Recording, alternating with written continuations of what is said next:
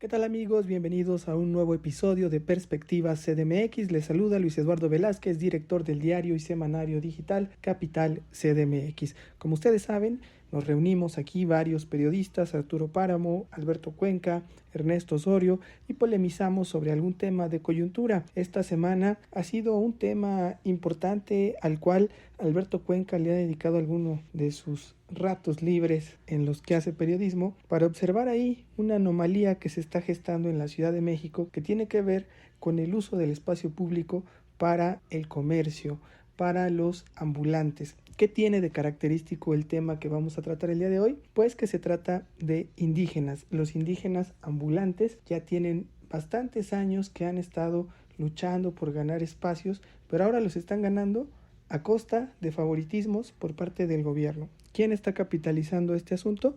Pues el secretario de gobierno, Martí Batres, quien ha encontrado una dinámica nueva para ir agrupando grupos a su espacio de poder y desde ahí tener el control de todo, incluido el de los ambulantes. De eso es de lo que queremos platicar con ustedes. Tenemos varios puntos de vista que tenemos que analizar. Ernesto Osorio en particular es uno de los periodistas que más conoce al ambulantaje en la Ciudad de México y por eso les pedimos que se queden a escuchar aquí con nosotros estas perspectivas CDMX sobre la nueva clientela de la Cuarta Transformación, los indígenas ambulantes. Y para dar inicio a ello, vámonos con Arturo Páramo, que conoce perfectamente esta ciudad y sabe de lo que se habla cuando se tiene que tratar el tema del espacio público, a partir incluso de que hay una transición en el poder con la llegada de la oposición a Cuauhtémoc. Te escuchamos, Arturo Páramo. ¿Qué tal? ¿Cómo están? Pues en esta ocasión el tema de la lucha por el espacio público en la Ciudad de México debe ser también uno de los más interesantes que pueda haber, porque ahí se juegan prácticamente todas las fuerzas políticas de la Ciudad de México. Algunos promoviendo como clientelas a la gente que está en la calle realizando alguna actividad, y también los que se oponen, ya sea por exigir el cumplimiento de la ley o por simplemente estar en contra del gobierno. Empezamos por el tema de los indígenas que han tomado algunas calles de la ciudad, algunas plazas, y que no hay manera de quitarlos, por ejemplo, del frente del Ayuntamiento de la Ciudad de México, de la Avenida Juárez, enfrente de Bellas Artes, que provocan ahí además unos desvíos vehiculares bastante intensos. Y pues la verdad es que estos grupos estuvieron durante mucho tiempo encerrados en algunos predios, en algunos edificios abandonados, o que simplemente los tomaban ellos para poder realizar sus actividades, y también como una especie de albergue para la gente que venía de provincia. Esto pues se ha desbordado, sobre todo en el centro histórico de la Ciudad de México, y es algo que sí es muy notable respecto a administraciones pasadas cuando esto no sucedía. También pues surgió otro grupo que ha tomado no solamente algunas calles, como algunas plazas, como la de la Glorieta de los Insurgentes, sino también estaciones del metro, pasillos del metro, transbordos en donde pues simplemente despliegan un tianguis dentro de las instalaciones del metro, y es imposible, por ejemplo, tomarles una fotografía, platicar con ellos, porque inmediatamente salen a relucir discusiones, reclamos, y exigen que se les respete y que no se les visibilice, a pesar de que están ocupando el espacio que es pues del transporte público de la Ciudad de México. Ese tal vez sea el caso más interesante de cómo la autoridad solapa, permite y auspicia la invasión del espacio que tendría que estar libre, porque es parte del espacio público, y hasta ahorita no se tiene ningún reporte de cuánto hayan pagado por ocupar ese espacio. Y también los restauranteros, durante la etapa de la pandemia, cuando se inició la actividad una vez más, se tomó la decisión de permitir que salieran a las aceras, a las calles, algunas mesas de los restaurantes para poder atender ahí a la gente con un poco más de espacio libre, pero esto ya se desbordó en algunas zonas como la Roma, la Condesa, en algunos puntos del centro histórico, Coyoacán y en Coapa, y en donde hubo forma de sacar unas mesas a la calle, a la acera, se hizo, y ahora no veo a la vista algún intento del gobierno de retornarnos a los espacios dentro al interior de los establecimientos, o de reducir la cantidad de espacio que están ocupando fuera de los establecimientos. Creo que la invasión de este espacio público es también muy lamentable, porque hay una legislación y pareciera que las legislaciones pues vienen sobrando con este gobierno, que lo que está habido es de tener gente simpatizante de todos los grupos de poder, de todos los grupos económicos, y en este caso pues seguramente todos estos grupos estarán agradeciendo al gobierno de la ciudad que los permita estar en el espacio público. Sin embargo, es algo muy perverso, toda vez que eso algún día va a acabarse, y el día que se acabe seguramente habrá un conflicto y el gobierno alegará que hay algunos intereses oscuros detrás de eso que ellos mismos han estado generando.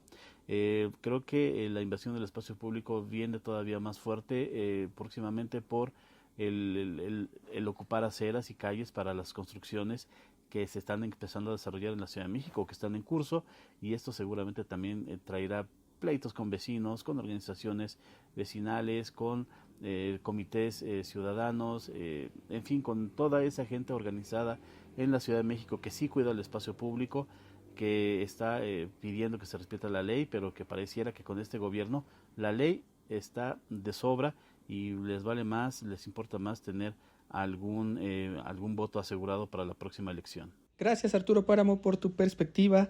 Claro que les interesan más los votos, no están pensando en gobernar, sino en quién deja más votos, y también ya sus luchas intestinas, ahí el interés de Batres de captar esta clientela para ir armando su candidatura hacia el 2024. Le den o no le den permiso, siempre es importante para los políticos sumar a la gente cautiva y se aprovechan de los más vulnerables y de quienes tienen estas necesidades. En este caso, pues es lamentable ver que la Ciudad de México, a pesar de que tiene en la Constitución de la Ciudad de México establecido el tema del comercio en vía pública, que se tiene que reglamentar, que tiene que regularse, que tiene que transformarse para que haya un respeto del espacio público y sea una economía que se aproveche para la capital del país, se deja de lado, no se ha querido legislar, y tenemos por ahí también pues este control de las alcaldías, son ellos también quienes operan del gobierno de la Ciudad de México, y así es como generan grandes ingresos que no llegan a las arcas del erario, sino se van a los bolsillos de muchos líderes y de muchos políticos. Esa es la realidad, ese es el conflicto, y que además son utilizados de manera clientelar para las elecciones, y vemos ya esta descomposición y este riesgo que se está dando en la ciudad, porque pintaste un panorama donde el ambulantaje se ha dejado correr por todos lados. El metro está infestado, todos lados está lleno de ambulantaje. Es parte de la crisis que hay de la pandemia, pero también del beneficio que representa para el gobierno económicamente, y es donde Sheinbaum se hace de la vista gorda. Vamos ahora a ver qué nos dice Ernesto Osorio, director de Gaceta Ciudadana. ¿Qué tal, Luis, amigos de Capital CDMX?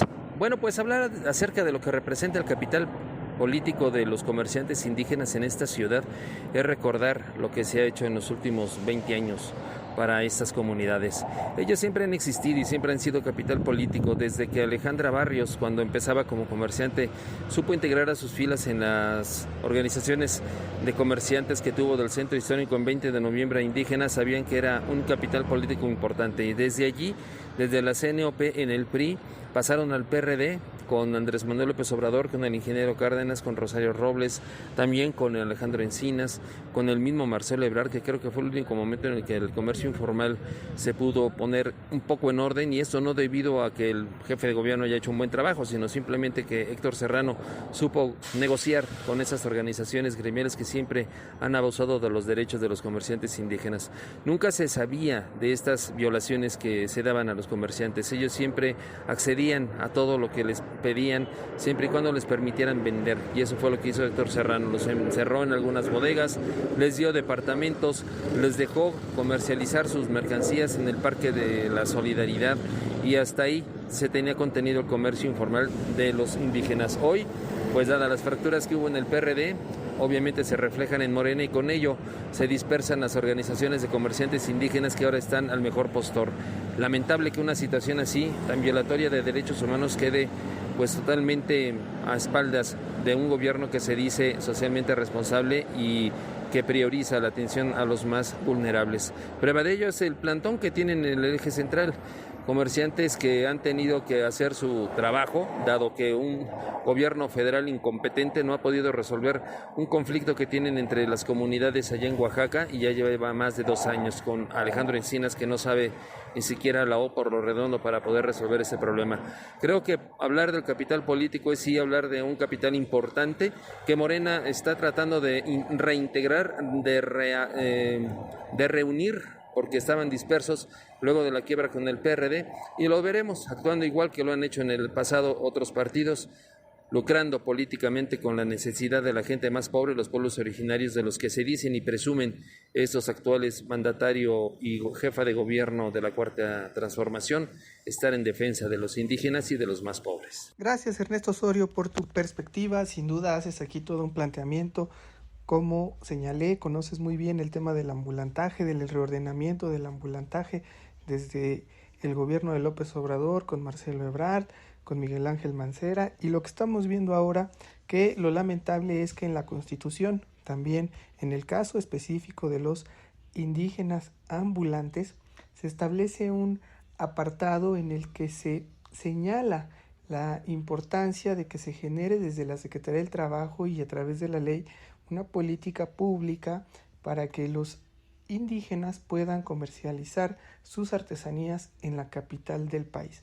Da vergüenza y mucha pena ver a una jefa de gobierno como Claudia Sheinbaum, que todos los días presume que la Ciudad de México es una ciudad de derechos, y vemos como todos estos derechos que están ya en la Constitución, que costaron mucho poderlos legislar, ella los ignora, y lo que está ganando es la lucha cuerpo a cuerpo del espacio público y de los intereses, y que sea su secretario de gobierno, Martí Batres, el que se esté beneficiando de estos negocios como lo hacían en el pasado, pero aún peor, porque ni siquiera hay un orden y se está perdiendo algo que es muy valioso, que es el espacio público, y ese es otro de los derechos que se están dañando en la Ciudad de México y que no se están haciendo valer en la Constitución, que es el derecho a la ciudad, a un mejor espacio público.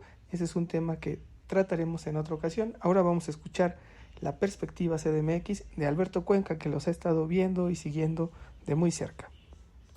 Hola Luis, hola amigas, amigos de Capital CDMX. Sin duda, creo que sí hay una pugna por el espacio público en la Ciudad de México, pero no solo los indígenas son clientela, también los comerciantes dentro del metro, grupos de pseudofeministas que se han apoderado de pasillos de correspondencias, de accesos que casi llegan a los andenes, también son parte de esa clientela. Obviamente clientela para la 4T. Veremos cómo se comporta la clientela también para la otra parte, porque considero que, por ejemplo, en la alcaldía Cuauhtémoc es un caso claro, específico, donde el ambulantaje operará también como clientela para el gobierno de la alcaldía en turno, que encabezan PRI, PAN, PRD. Vemos también un fenómeno extraño, por ejemplo, en esa demarcación, donde grupos que apoyaron en las elecciones pasadas a Morena han sido desplazados, y hay favoritismos desde el gobierno central para respaldar, por ejemplo, a esto que pues ya comentabas en tu pregunta sobre los indígenas ambulantes como nueva clientela. Hay todo un aparato desde la Secretaría de Gobierno que encabeza Martí Batres, junto con el nuevo subsecretario de Gobierno, Ricardo Ruiz, para concretar de aquí a 3 años y fortalecer esa clientela. Pero, como sabemos, hay grupos en diferentes alcaldías, transportistas, comerciantes ambulantes, en fin, que también se pueden prestar para lo mismo.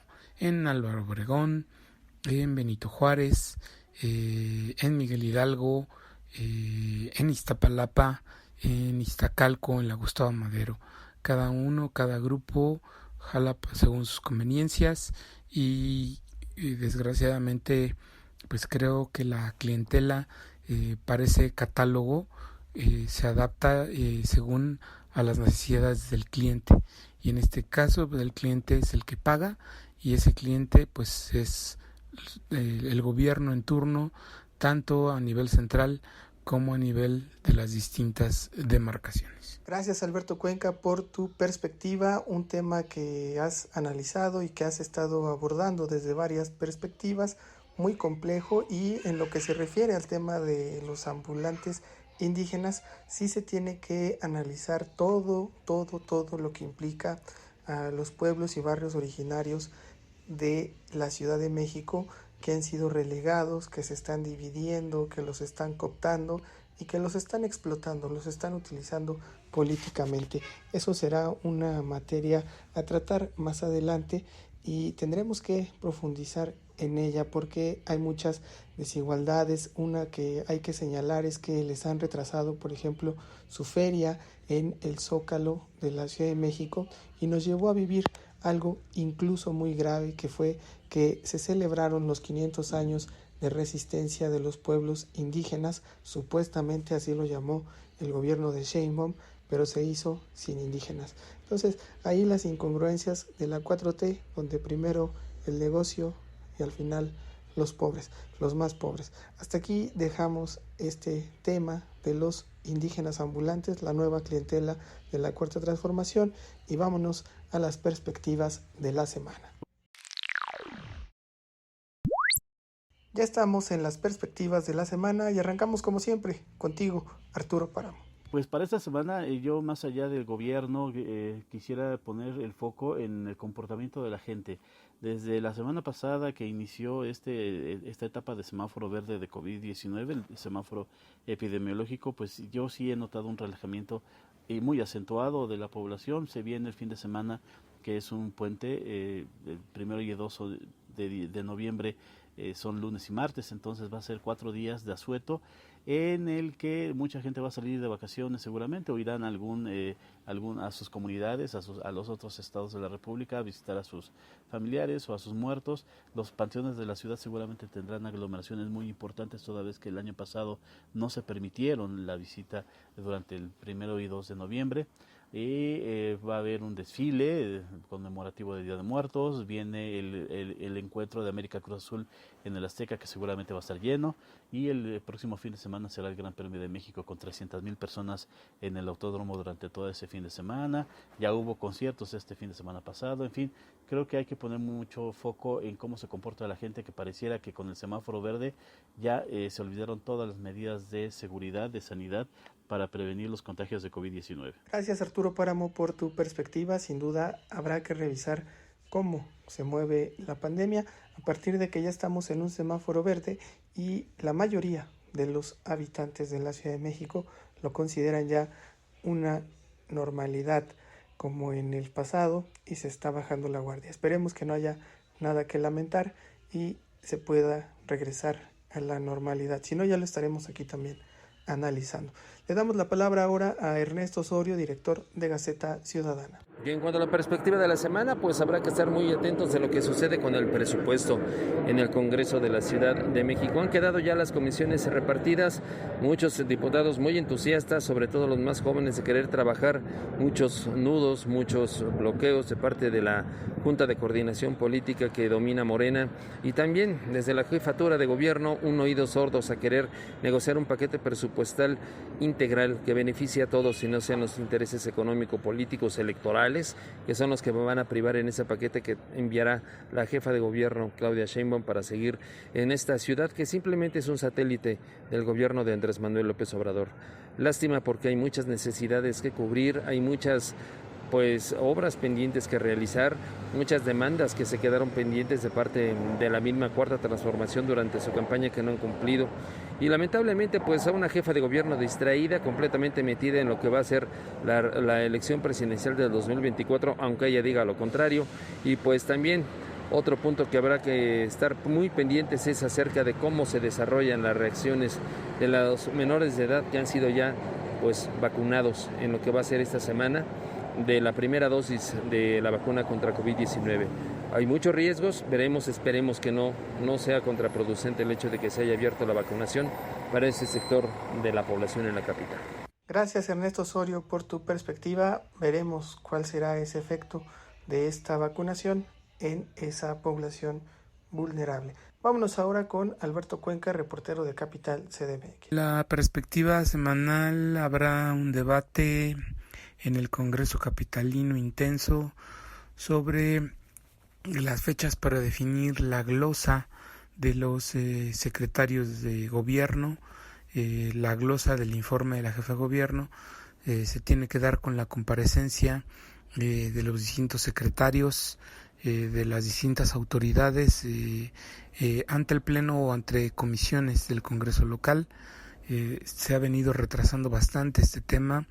No había pasado en otras legislaturas que transcurrieran 2 meses sin que hubiera 2 meses del inicio del periodo de sesiones, a eso me refiero, sin que hubiera fechas para la glosa del informe. Hay un debate de si deben ser ante comisiones, ante el Pleno, de si deben ser comparecencias virtuales o comparecencias presenciales, de qué funcionarios deben acudir a comparecer. La mirada de la oposición está puesta, por supuesto, en el secretario de Seguridad Ciudadana, en la secretaria de Salud, en el director del Metro y en la fiscal general. Ahí la oposición quiere que ellos comparezcan ante el Pleno, que sea presencial, que no sean comisiones. Entonces, pues estamos en espera de que pueda haber una definición al respecto en estos días de la semana. Y pues también por otro lado, de vecinos de la zona de Tlalpan y Coyoacán, pues empiezan a fortalecer su movimiento en contra del conjunto Estadio Azteca, este tema del que hemos venido ya publicando información sobre este nuevo proyecto inmobiliario en las inmediaciones del Estadio Azteca, que está considerado para que quede listo antes del Mundial del 2026, y pues ya generó oposición vecinal. Hay una consulta por parte de la inmobiliaria de la que los vecinos no están de acuerdo porque dicen que es una consulta sesgada, con poca información, y entonces ellos han emprendido su propia campaña de contrainformación sobre este tema. Y los vecinos andan muy activos en estos días, haciendo asambleas, convocando eventos para acusar que están en contra del proyecto cultural y en contra de la consulta vecinal que ha organizado la inmobiliaria con el respaldo de la Secretaría de Medio Ambiente de la Ciudad de México. Gracias, Alberto Cuenca, por tu perspectiva CDMX. Muy cargada la agenda, estaremos muy pendientes de todo lo que sucede en la capital del país y de lo que sea la coyuntura. Aquí estaremos polemizando con grandes periodistas. Gracias por habernos escuchado en este episodio de Perspectivas CDMX. Se despide de ustedes Luis Eduardo Velázquez, director del diario y semanario digital Capital CDMX. Gracias por habernos escuchado y los invitamos a que nos sigan en nuestras redes sociales. A Capital CDMX lo pueden encontrar en Twitter como @capitalmx_. También en estas redes sociales de Facebook, de Spotify, de Instagram, de TikTok como Capital CDMX. En YouTube pueden encontrarnos como CDMX TV y nos pueden leer todos los días en capital-cdmx.org y recibir cada semana nuestro semanario digital. Gracias por habernos escuchado. Abrazos no periodicazos.